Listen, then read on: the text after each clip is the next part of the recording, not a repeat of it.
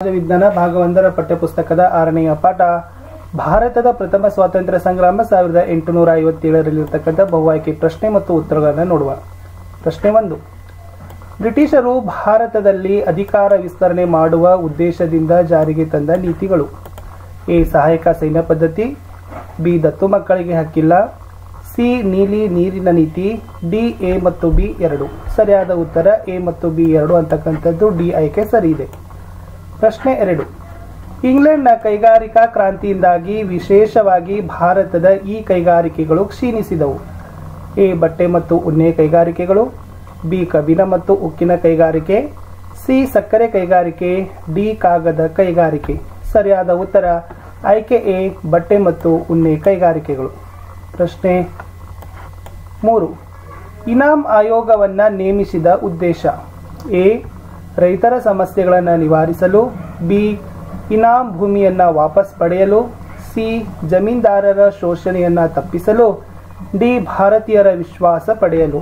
ಸರಿಯಾದ ಉತ್ತರ ಇನಾಮ್ ಭೂಮಿಯನ್ನು ವಾಪಸ್ ಪಡೆಯಲು ಅಂತಕ್ಕಂಥದ್ದು. ಬಿ ಆಯ್ಕೆ ಸರಿ ಇದೆ. ಪ್ರಶ್ನೆ 4. ಭಾರತದ ಪ್ರಥಮ ಸ್ವಾತಂತ್ರ್ಯ ಸಂಗ್ರಾಮಕ್ಕೆ ಈ ಕೆಳಗಿನವುಗಳಲ್ಲಿ ರಾಜಕೀಯ ಕಾರಣವಲ್ಲದಿರುವುದು. ಎ. ಕೈಗಾರಿಕಾ ಕ್ರಾಂತಿಯ ಪ್ರಭಾವ. ಬಿ. ದತ್ತು ಮಕ್ಕಳಿಗೆ ಹಕ್ಕಿಲ್ಲ ನೀತಿ. ಸಿ.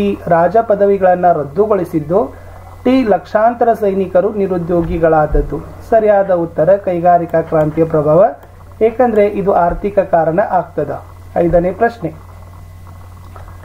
ಭಾರತದ ಪ್ರಥಮ ಸ್ವಾತಂತ್ರ್ಯ ಸಂಗ್ರಾಮಕ್ಕೆ ಈ ಕೆಳಗಿನವುಗಳಲ್ಲಿ ಸೈನಿಕ ಕಾರಣವಲ್ಲದಿರುವುದು. ಎ. ಸೈನಿಕರನ್ನ ಸಾಗರೋತ್ತರ ಸೇವೆಗೆ ಒತ್ತಾಯಿಸಿದ್ದು. ಬಿ. ಕೈಗಾರಿಕಾ ಕ್ರಾಂತಿಯ ಪರಿಣಾಮ. ಸಿ. ಆಂಗ್ಲ ಮತ್ತು ಭಾರತೀಯ ಸೈನಿಕರ ನಡುವಿನ ತಾರತಮ್ಯ. ಡಿ. ಆಂಗ್ಲರಿಗೆ ಮಾತ್ರ ಉನ್ನತ ಹುದ್ದೆಗಳು.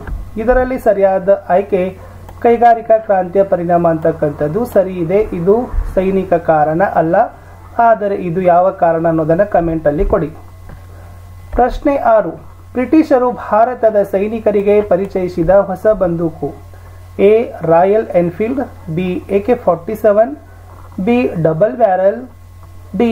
AK-57. ಸರಿಯಾದ ಉತ್ತರ ಬರ್ತದ ರಾಯಲ್ ಎನ್ಫೀಲ್ಡ್ ಬಂದೂಕುಗಳು ಅಂತಕ್ಕಂಥದ್ದು ಸರಿ ಇದೆ. 7ನೇ ಪ್ರಶ್ನೆ. ಮೀರತ್ನಿಂದ ದೆಹಲಿಗೆ ತಲುಪಿದ ಸೈನಿಕರ ಗುಂಪು ಇವರನ್ನ ಭಾರತದ ಚಕ್ರವರ್ತಿ ಎಂದು ಘೋಷಿಸಿತು. A. Sirajuddaula. B. Mir Kasim.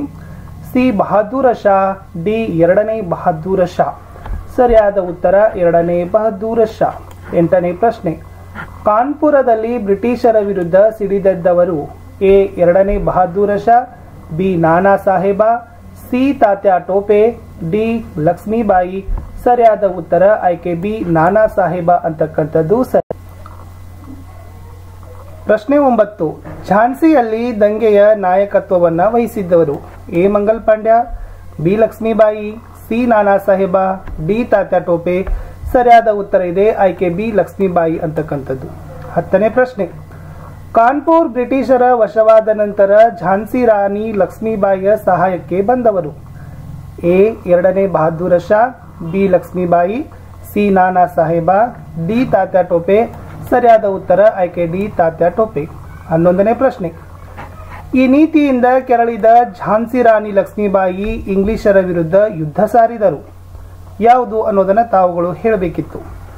So ನೋಡುವ ಪ್ರಶ್ನೆಗಳು ಏನಿದೆ ಅಂತಕ್ಕದರಲ್ಲಿ ಆಯ್ಕೆ. ಎ. ಸಹಾಯಕ ಸೈನ್ಯ ಪದ್ಧತಿ. ಬಿ. ದಿನಾಂಕ್ ಮಿಷನ್. ಸಿ. ದತ್ತು ಮಕ್ಕಳಿಗೆ ಹಕ್ಕಿಲ್ಲ. ಡಿ. ಒಡೆದು ಆಳುವ ನೀತಿ. ಸರಿಯಾದ ಉತ್ತರ ಸಿ. ದತ್ತು ಮಕ್ಕಳಿಗೆ ಹಕ್ಕಿಲ್ಲದ ನೀತಿ. 12ನೇ ಪ್ರಶ್ನೆ. ದತ್ತು ಮಕ್ಕಳಿಗೆ ಹಕ್ಕಿಲ್ಲ ಎಂಬ ನೀತಿಯನ್ನ ಜಾರಿಗೆ ತಂದವರು. A. Dalhousie. B. Lord Wellesley. C. Cornwallis. D. Macaulay. ಸರಿಯಾದ ಉತ್ತರ ಆಯ್ಕೆ ಎ. ಡಾಲ್ ಹೌಸಿ. 13ನೇ ಪ್ರಶ್ನೆ. ಝಾನ್ಸಿ ರಾಣಿ ಲಕ್ಷ್ಮೀಬಾಯಿಯು ಬ್ರಿಟಿಷರ ವಿರುದ್ಧದ ಯುದ್ಧದಲ್ಲಿ ಈ ಪ್ರದೇಶವನ್ನು ವಶಕ್ಕೆ ಪಡೆದಳು. ಆಯ್ಕೆ ಎ. ಲಕ್ನೋ. ಆಯ್ಕೆ ಬಿ. ಮೀರತ್. ಆಯ್ಕೆ ಸಿ. ದೆಹಲಿ. ಆಯ್ಕೆ ಡಿ. ಗ್ವಾಲಿಯರ್. ಸರಿಯಾದ ಉತ್ತರ ಆಯ್ಕೆ ಡಿ. ಗ್ವಾಲಿಯರ್. 14ನೇ ಪ್ರಶ್ನೆ. ಭಾರತದ ಪ್ರಥಮ ಸ್ವಾತಂತ್ರ್ಯ ಸಂಗ್ರಾಮದ ಸಮಯದಲ್ಲಿ ಸಿಪಾಯಿಗಳು ಜನರ ವಿಶ್ವಾಸ ಕಳೆದುಕೊಳ್ಳಲು ಕಾರಣ. ಎ. ಲೂಟಿ ದರೋಡೆಗಳಲ್ಲಿ ತೊಡಗಿದ್ದು. ಬಿ. ಸೈನಿಕರ ದಂಗೆಯಿಂದ. ಸಿ. ರಕ್ತಪಾತ ನಡೆದಿದ್ದರಿಂದ. ಡಿ. ನಾಯಕತ್ವದ ಕೊರತೆಯಿಂದ. ಸರಿಯಾದ ಉತ್ತರ ಆಯ್ಕೆ ಎ. ಲೂಟಿ ದರೋಡೆಗಳಲ್ಲಿ ತೊಡಗಿತ್ತು. 15ನೇ ಪ್ರಶ್ನೆ 1857ರ ದಂಗೆಯ ನಂತರ ಭಾರತದ ಆಡಳಿತವು ಇವರಿಗೆ ವರ್ಗಾವಣೆ ಆಯಿತು. ಎ ಈಸ್ಟ್ ಇಂಡಿಯಾ ಕಂಪನಿಗೆ, ಬಿ ಬ್ರಿಟನ್ ರಾಣಿಗೆ, C British parliament, D governor ಜನರಲ್ಗೆ. ಅಂದರೆ 1857ರ ದಂಗೆಯ ನಂತರ ಭಾರತದ ಆಡಳಿತ ಏನಾಗ್ತದಪ್ಪ ಅಂದರೆ ಅದು ಬ್ರಿಟನ್ ರಾಣಿಗೆ ವರ್ಗಾವಣೆಯಾಗಿ ಹೋಗ್ತದ. 16ನೇ ಪ್ರಶ್ನೆ ಬ್ರಿಟನ್ ರಾಣಿ ಘೋಷಣೆಯನ್ನ ಹೊರಡಿಸಿದ ವರ್ಷ. A 1958, B 1758, C 1658, D 1858. ಸರಿಯಾದ ಉತ್ತರ ಬರ್ತದೆ 1858 ಡಿ ದಲ್ಲಿ ಆಯ್ಕೆ. ಅಂದ್ರೆ 1858ರಲ್ಲಿ ಬ್ರಿಟನ್ ರಾಣಿ ಘೋಷಣೆಯನ್ನ ಹೊರಡಿಸಿಬಿಡ್ತಾಳೆ. 17ನೇ ಪ್ರಶ್ನೆ 1857ರ ದಂಗೆಗೆ ವಿಫಲತೆಗೆ ಕಾರಣಗಳು. ಎ ದಂಗೆ ಇಡೀ ಭಾರತವನ್ನ ವ್ಯಾಪಿಸಿದ ದಂಗೆಯಾಗಿರಲಿಲ್ಲ, ಬಿ ದಂಗೆ ಯೋಜಿತವಾಗಿ ಇರಲಿಲ್ಲ, ಸಿ ಶಸ್ತ್ರಾಸ್ತ್ರ ನಾಯಕತ್ವದ ಕೊರತೆ, ಡಿ ಮೇಲಿನ ಎಲ್ಲವೂ. ಇದರಲ್ಲಿ 1857ರ ದಂಗೆಯ ವಿಫಲತೆಗೆ ಮೇಲಿನ ಎಲ್ಲಾ ಅಂಶಗಳು ಕಾರಣ. ಅಂದ್ರೆ ಈ 1857ರ ದಂಗೆ ಇಡೀ ಭಾರತವನ್ನ ವ್ಯಾಪಿಸಿರಲಿಲ್ಲ. ಎರಡನೇದು, ಈ ಒಂದು ದಂಗೆ ನಡಿಲಿಕ್ಕೆ ಯಾವುದೇ ರೀತಿಯಾಗಿರ್ತಕ್ಕಂಥ ಪೂರ್ವ ನಿಯೋಜಿತ ಯೋಜನೆ ಕೂಡ ಮಾಡಿಕೊಂಡಿರಲಿಲ್ಲ.